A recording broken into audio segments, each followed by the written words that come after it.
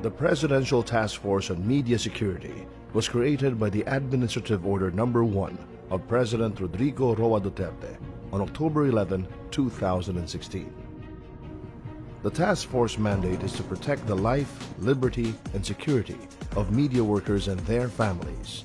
This government does not condone violence and repression of media. The member agencies of the task force are made up of the following: the Department of Justice, with Secretary Vitaliano Aguirre II as chairman; the Presidential Communications Operations Office, with Secretary Martin Andanar as co-chairman. The President signed the Administrative Order Number 1, creating the Presidential Task Force on violations of the right to life, liberty, and security of the members of the media. Undersecretary Jose Joel C. Egco is in charge of the day-to-day operations as the Executive Director of the task force. Dream come true ito for members of the media. But this time, online threat or tinetreat ka pa lang sa text, sumbong mo sa task force, niimbestigahan na namin. And we provide media worker security. Real-time yung action natin. Hindi pwedeng kung ano-ano pang bureaucratic processes sinusunod.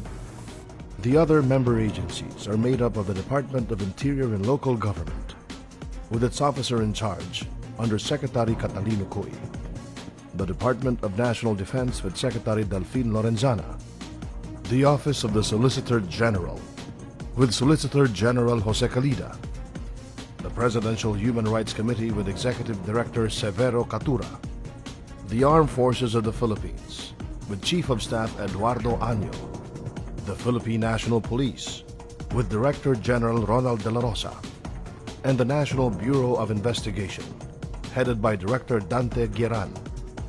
Beyond the member agencies affiliated with the task force, the Ptfoms also includes the following observers and resource persons: from the Commission on Human Rights, the Office of the Ombudsman, the Center for Media Freedom and Responsibility, Kapisanan ng mga Broadcaster ng Pilipinas, the National Press Club of the Philippines, the National Union of Journalists of the Philippines, the Philippine Press Institute, and the Publishers Association of the Philippines Incorporated. With innumerable contributions from our partners in media security, our member agencies, and media observers, the Philippines jumped from number 138th in 2016 to 127th in the 2017 World Press Freedom Index, released by Reporters Without Borders. The Ptfoms was able to provide protection and aid in the prosecution of these cases.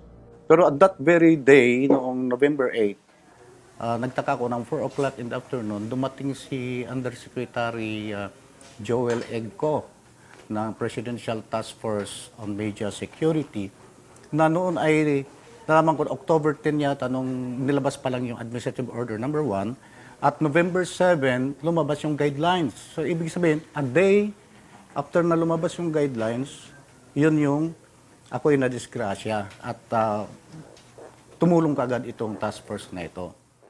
Bilang isang mamamahayag, hindi maiwasan na magkakaroon ka ng takot kasi may pamilya tayo. Pero nagpapasalamat ako sa Diyos, January, na-meet namin si Yusik Joel Egco. Habang nagkikwentuhan kami sa bulong ng aking puso, sabi ko, yes, nakatagpo tayo ng Big Brother sa Malacanang. This is it. Parang may go signal na kailangan nating lumaban. Nagkaroon lang po kami ng lakas ng loob sa kasong to dahil nga sa ni Sir Yusek. Doon pa lang sa kanya kasi kami po, wala naman kaming lakas ng loob kalabanin yung mastermind kasi hindi po siya basta-bastang big boss po siya ng Catanduanes. Kami po biktima na. Ang hinihingi lang po namin, hustisya. Tinawagan ko kaagad si Undersecretary Joel Egco ng Task Force Media. At inireport ko sa kanya ang tangkang kwan sa akin, sa aking buhay. At mabuti na lang dumating yung mga pulis na kaagad rumisponde doon sa Quezon City Prosecutor Office. They tried to assassinate me by using hierarchies to silence me and the media as a whole. Usik Igko called up and promptly asked the police to secure me, to give protection, to give security escort while I'm in the hospital. And I'm very grateful to Secretary Kyo and Usik Igko and Secretary Andrea for providing security personnel and assure that I'm safe. Pumaba sa motor yung killer, pinagbabaril ang kapatid ko. Ang tama niya, puro sa ulo. Nahiyak ako pag alak. Pero ganun pa man, nagkaresulta rin yung investigasyon namin. At ibinigay ko kay Yusik Igko, pati mga testigo, nasa kanya ng mga papel, at identity ng pumatay. Pero hindi ko pwedeng sabihin kasi nga nasa kanya na. At kami ilabas na naniniwala na sa tulong niya at sa tulong mga otoridad, masusulbar ang kasong ito. Sa tulong ng media security, ako'y lubos na naniniwala. At talagang kayong mga media, mayroon na kayong protektor. Looking forward, this task force, which is the first in the world to provide security for media workers, together with the invaluable support from our media agencies and media observers, is confident that the culture of impunity against journalists that has plagued our country for decades will soon be a thing of the past.